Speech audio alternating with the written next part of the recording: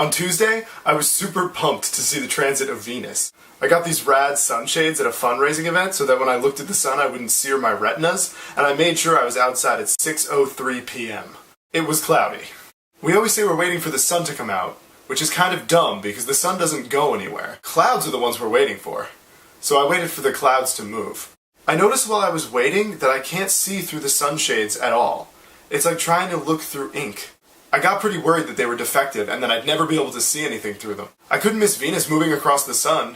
Next time it happens, I won't be here. I can't watch it then. Unless, of course, I'm a zombie in 2117. But then I probably won't be too interested in enjoying the wonders of nature. When the clouds did part, I could suddenly see through the sunshades, but I still couldn't see Venus. It was hard to notice the tiny black dot at the top right corner of the sun. Kind of like when it's hard to look directly at stars at night, it was easier to see Venus if you looked beyond it. It was pretty mind-blowing. I started thinking all about the universe and scale, and how significant it is to be alive, and how insignificant it is to be alive, and science. And then I remembered that a recent USA Today Gallup poll said 46% of Americans believe in creationism over evolution. I'm sorry, it sounded like you said 46% of Americans. That's because I said 46%. Okay, but that's not like an accurate representation of the American populace. The pollsters seem to think it's pretty accurate, and then only 15% of the US population subscribes to the scientific understanding of evolution.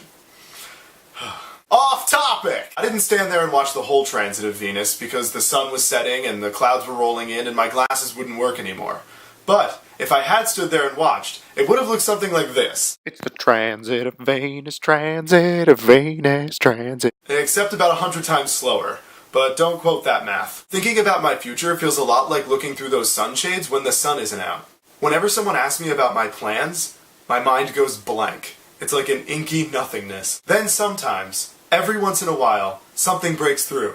I can see it, just off in the distance, some semblance of a future. And in that imagined future, just beyond where I can see, there's a tiny speck. I think that speck is what I'm looking for. I haven't found it yet, but it's there. Well, I hope it's there. I guess we'll see. That's the point of the future, right? It's ahead of us. Or maybe the past is ahead of us and the future's behind us. Maybe dinosaurs walked with Christ. Who am I to tell you otherwise?